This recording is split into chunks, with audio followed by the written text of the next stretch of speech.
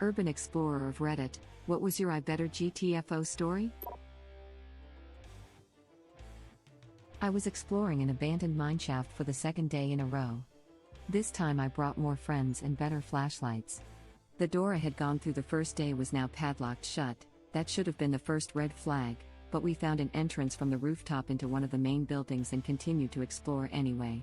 After exploring about 3 floors of mineshaft below ground, we were back on the main floor exploring the workshop/garage, and I was looking through the cracks of light coming through the rusted metal walls, when I noticed a bright color that stood out from the rest of the area. It was a man looking back at me through the cracks. I was seeing his blue sweater. I could see 2 sets of eyes looking into the room that we were in. After whispering to my friends that there were people watching us through the wall, we effing booked it out of there and jumped off the roof and into the woods. The men were in a pickup truck and drove around looking for us, even getting out of the truck to look around. We couldn't see them from where we took cover, but we could hear the truck stop, the doors open, and footsteps breaking leaves and twigs only 20 feet away from us. We hid there for about 15 minutes holding our breath while the men searched all around for us. I'm not going back there. Creepy. That gut-dropping feeling when you realize someone is watching. Uck. New locks and dogs. Steer the F clear. Meth labs, man. Meth labs. Oh yeah, I used to enjoy exploring abandoned places here in rural Iowa, but I stopped a couple years ago after a couple run-ins with some meth labs. Crap's crazy here. Scary as F too. Those dudes will shoot your ass without hesitation. They're typically tweaking and/or unstable, too. That makes them unpredictable. I work for a utility company and have to go on site visits in some sketchy areas of small towns to recon where to put power lines. This puts you in all sorts of abandoned areas sometimes. I've heard enough stories from field guys and seen plenty that was a red flag. New locks and dogs in abandoned areas means GTFO yesterday. Drug epidemic hits the Midwest hard, man. Probably stumbled onto a lab. Nobody wants you bringing anybody back once you find an area that they can safely make their product. I was exploring an old stormwater filtration plant once. The lower levels of the main buildings were all flooded, which was super creepy, and it was pretty overgrown. This was my second time there and I wanted to see more than I had last time. A friend of mine and I had the bright idea to climb into one of the pipes that had an open manhole cover, really stupid for a whole bunch of reasons. We figured we knew / had a pretty good guess where it would come out, as there was another manhole on the other side of the compound in line with where the pipe was heading. When we got all the way there though, it turned out to be welded shut. The worst bit was when we turned to go back, we realized we'd been slowly going downhill. The pipe was fairly slimy and it seemed for a minute like we wouldn't be able to go back the way we'd come. I've never quite felt that level of claustrophobia before or since. Not urban, but a mate of mine, his then GF, and I were exploring a cave system we found, 3 hours into a hike in a national park, kilometers from the nearest road access, in a coastal region called Wilson's Promontory, in southern Victoria, Australia. Now I'm a skinny 6 feet 1 inch, but they were both skinnier and shorter, so we got to this one narrow bit that we could all get down by sliding on our butts. The cave was pitch black and wet, though we had our phone torches thankfully. Weird-ass cave bugs kept dropping on us, and eventually we headed back. So they both climbed back up the tunnel, but it turned out that my shoulders were too broad to actually move my arms enough to clamber up. Thankfully my arms were extended, and my friend could reach my hands. He almost dislocated my shoulders, but thankfully with a bit of wriggling, I was pulled out. The alternative was a long, dark, cold stay in a hole that would have become a major rescue operation requiring heavy machinery, and possibly the destruction of some pristine wilderness that I'd never have forgiven myself for. Claustrophobia hits you hard when it's intense, and boy was that intense. You went exploring into a dark cave, relying solely on your cell phone lights? In Australia. Reading the end of that made it hard to breathe for a second. That sounds terrifying. I can't read stories like this ever since I read a detailed story about the guy that got stuck and died in the Nutty Putty Cave in Utah. I was at work when I read the story and I started sweating, felt nauseous and lightheaded, and could not catch my breath. I didn't know what was going on for a minute, and then I realized I was having a panic attack because of what I was reading. Please, please, please do not ever enter a confined space like going down an old manhole. Toxic gases can build up down there, and since there is little to no ventilation, oxygen can be displaced and you could easily suffocate and pass out down there. Before construction workers enter a manhole, they always check the air quality inside and wear a harness to be pulled up and rescued for a reason. Was exploring an abandoned TB hospital. Heard a sound that sounded a lot like a homeless person snoring. It took a while for my friends and me to work up the courage to go in the room where we heard it, but we were rewarded with the sight of a vulture's nest. In Oklahoma, I was looking around some land that my mother and aunt inherited. I found a foundation and basement for a homestead that had been destroyed. As I got closer to it, I started to hear this hissing sound and I freaked out a little because there are like 4 different species of rattlesnake here and the closest hospital is half an hour away. I kept going and looked into the basement/cellar thing and there are 2 baby buzzards. Turns out they hiss when they get scared. Fun, irreverent fact: when scared, hamsters scream. Syrian hamster screams are pretty scary.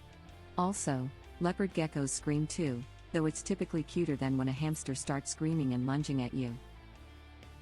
I have a leopard gecko. He's shedding his skin right now and screams whenever I open the terrarium door to mist his humid hide or change his water. Man's trying to undress and you keep barging in. He's within his rights to tell you to clear off. I was taking a look at some of those massive smokestacks in an abandoned factory and I heard a radio squelch. That's time to go, right there. Used to do security at a racetrack at night and I'd usually hit the monitor button on my radio, which turns off the squelch so you can listen to the channel unfiltered or pretty much pure static, every so often so people would know I was nearby and I wouldn't have to deal with them, unless they were supposed to be there. I worked night security at a cemetery. And this is spot on. I tried to make sure my presence was obvious. Shining the flashlight around, jingling the keys, fiddling with the radio, slammed the car door when I got out, etc. The last thing I wanted to do was surprise someone. If they see me coming and scram, well, that's what I wanted anyway. And no one ever reacts well to being suddenly cornered. I'm not a cop, I don't have a weapon, and I'm not getting hurt over someone else's stuff. I'm here to observe, report and politely enforce the rules. Edit. To address why a cemetery needs security. 1. It was government-owned and considered a secured facility. Not going to unpack that one anymore as it would make it very easy to figure out exactly where, and I'm not doxing myself like that for imaginary internet points. 2. This was a large working cemetery with multiple burials a day. Lots of high-value equipment on site: mowers, lawn and landscaping equipment, tractors, excavators, vehicles, etc. There had been thefts in the past. 3. They were very big on preventing potential vandalism, or just people trashing the place looking for somewhere to drink or what have you. I didn't know that job existed either before I got into it. I fell into it by accident. A friend recruited me into when they found themselves suddenly short-staffed. I don't have a weapon. No pocket sand? No, but I have pocket lint. Even better. I worked night security at a cemetery. I tried to make sure my presence was obvious. Shining the flashlight around, jingling the keys, fiddling with the radio. It rises behind him, a shape in the mist, a shade of a shadow that shouldn't exist, a specter, a demon of darkness and doubt. He jingles his keys, and it nopes the F out. I'm sure that's what it was. I never mean harm. No destruction of property. No graffiti. And I don't want to scare or bother anyone just doing their job. If it was in the spirit of that, I thank you both. It may be a security guard with a radio. But thinking you're alone hearing something sends your heart straight to 100. What is a radio squelch? Does that mean you overheard radio go off nearby? You know the squawk sound police radios make between the cops/dispatchers speaking. That's a squelch. Wow, that is an extremely accurate depiction in written form. Bravo. Thank you. I should have added that some make a bleep or bloop kind of noise along with it. In a building I found the basement. Then the sub-basement. It was dark. Heard a sound. Then an animal running sound. And dogs barking. I effing booked it back up the stairs and closed the fire door and GTFO. Speaking to some urban mentors, they explained if you hear dogs or see them, to not go in the area as it's probably used for a drug lab. I've had a similar thing happen as it was getting dark in the woods. Definitely freaky. I came across a bunch of Doberman deep in the middle of the woods one time. There was at least 20 of them scattered among the trees next to the dirt road. I thought they were statues at first because they were sitting so stock still. But their heads rotated on a swivel following my car. I noped out of there so effing fast. I am generally a fearless idiot to a fault, but dogs scare me. 20 Doberman scattered among the trees watching me would have had me peeing my pants. I thought you were walking and wondered how the hell you got out alive. Any building that has a sub-basement freaks me out. Anything. Even if it's legit. When I get on an elevator for a hospital or something and I see B1, B2, B3, it just gives me the willies. Just going deep, deep underground. Maybe I played too much Resident Evil as a kid. Spooky cement tunnel that seems to lead underground. Very dark and echoes go on for ages. We had no clue what it was, didn't seem to be any kind of drainage tunnel because it was square/bone dry and out in an open field. There are definitely some old bomb shelters and missile silos on our area that are out of commission, so we decided to take a look. Only about 20 yards in and the light from outside starts really fading behind us.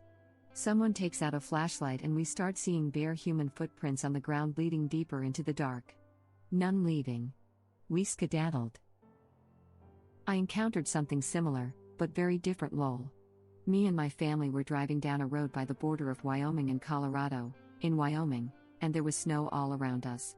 We decided to stop, in the middle of the night, at the side of the road to feel the fluffy snow. We're from California, and I see one single bare human footprint on the snow. And it's not like someone took their boot off and stepped in, no. 'Cause it was in the middle of the snow. Like a good 5 feet into the snow. And it looked fresh. We all ran to the car and drove away, but it was the weirdest thing I've ever seen. That can happen if someone sank in the mud before the snow and frost heat can do it as well. In the right conditions, all the old animal tracks in my backyard will appear as the ground freezes. Was looking for this explanation as someone who grew up in northern Michigan. Random animal tracks would show up in what was formerly fresh powder, now frozen on top. Not random as in the animal, but random as in incomplete sets of tracks. Crap was mystifyingly eerie until I took chemistry, then became awesome.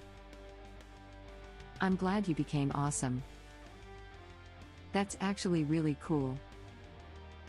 Why did I come to this thread at 1 a.m. when I can't sleep? Same lol. Found something similar once when I was out exploring. In an old gun range, it was night, so no shooters, completely safe. There was this giant crack in a mountain that led to this weird system of caves and giant pipes. It was a pretty straight shot in, not many branching paths, but as we get further in we start seeing more ominous graffiti, stuff like closer. And red handprints and stuff. Then around a corner there was a little shrine with more graffiti and some dead candles all surrounding the word Shrek 2. Truly did find God in those mountains. I was waiting for holes shaped like you and your friends. I'm glad it was a Shrek shrine. I like Junji Ito when it's on the page, not in my life, thank you very much. Oh. Hell no. That's a good observation on your part, I might not have put 2 and 2 together. Me, her door, let's follow these footprints lol. Me, agreeing, if we don't follow them, we'll never know where they end. Oh, I've had my share of things that made me nope out. Here's just a few. 1. Found a gas leak in an abandoned house that had been building up for years a couple weeks ago. I GTFO, but not before finishing taking the photos I wanted with extreme caution. That one I reported to the cops, as it's classified as the kind of hazard in the urbex community that supersedes discretion. 2. Ran into the security guard doing an unexpected interior patrol. He definitely knew we were there, so we had to book it for the tree line before he could get the cops out there to search. 3. Some homeless dude chucking cans and bottles out the 5th-story window of an old factory my friend and I were poking around to scare us off. We took a hint and left. 4. Tripped a motion detecting camera in the basement of an abandoned building and had to bail. I know for a fact they got a full-face photo of me staring directly into the camera with shock, but I never heard anything more about it. Have you ever had any cool interactions with security? I was exploring an old pajama-turned-ammunition factory, so they could make ammo during the Second World War. He didn't chase me down or yell and scream at me. He just got my attention by shining his light at me for a second. He acknowledged how cool the building was but politely told me I couldn't be there. He answered a few questions about the types of characters he typically finds there, and it's usually mostly vloggers or people documenting it in some form, with the odd person here and there looking to steal anything that might have been left behind, which wasn't much at all considering the factory closed in 1947 and hasn't operated since. Nope, all of my limited number of interactions with security have involved lots of running. I did get into a car chase with an angry property owner once though. I'd be angry too if you were chasing after me. Sounds like he understands how scary finding someone in an abandoned building would be and makes people feel safe. What a nice person. Or a murderer, but at least he makes them feel safe. I've met a lot of people patrolling this building. Want to meet them? Number 4. Used to be my favorite game that any time I knew vacant school got opened up by scrappers, my friends and I would run through it and make sure we tripped the motion sensors, then exit and post up down the street to see if the cops showed up and how long it took. If no cops after 30 minutes, it was safe to go back and explore. If cops showed up, we'd dip and recheck the following week. Stopped playing that game after discovering that once in a while the cops get busy and take closer to 40 minutes to show up. This randomly made me research the penalties for trespassing where I live. The penalty for trespassing in, redacted, includes a fine of not more than $100 or by up to 30 days in prison or by both fine and imprisonment. Really bizarre that it's such a tiny fine, but pretty substantial prison time. Maybe it was written a while ago and they never updated it? I spent a lot of years super into urban exploration hoping something would make me nope out. It happened a lot and it was always the same thing. The cops. I was exploring when I noticed some dude trailing me. I was saved by a bus driver, who noticed me and opened the door as he passed by me. Did he make eye contact with you and kind of nod to get in? No nod, we just shared a look at he opened the door, and I knew, he knew. There was no bus stop nearby, and he veered abruptly to the sidewalk. As a bus driver you tend to get a sixth sense for these sorts of things. I remember driving a night route when a girl came sprinting out of a side street into the road I was driving along. I had just enough time to stop. I was pretty pissed off. Our buses penalize you for harsh braking etc., but the moment I saw her facial expression I just opened the doors and drove off as soon as she got on. Turns out she was being trailed by someone from a club she'd been at that night. Scary crap. You are a good person. We need more people like you. I'm flattered by the response. I'd hope that my colleagues and any other fellow drivers would do the same given the circumstances. I was basically saved by a bus driver when I was in middle school. I walked the same route every day, so he was probably familiar with me. One morning a man was following me in his car and kind of yelled out to me if he could jack. Like, what the hell does that even mean? It's been 22 years and I still remember that. Anyway, I was panicking at that point. The bus driver saw me and let me get on. He contacted the police as I went along with him on his morning routes until we got to the main bus station where I met with the police and my parents. That's really scary. Glad you're okay. Hail to the bus driver man. Thank you for watching. Please subscribe to be the first to know about Red Rabbit Reader's new videos. If you like our videos, please like them on YouTube and share them with your friends. We welcome your comments below. Press to start another of our videos.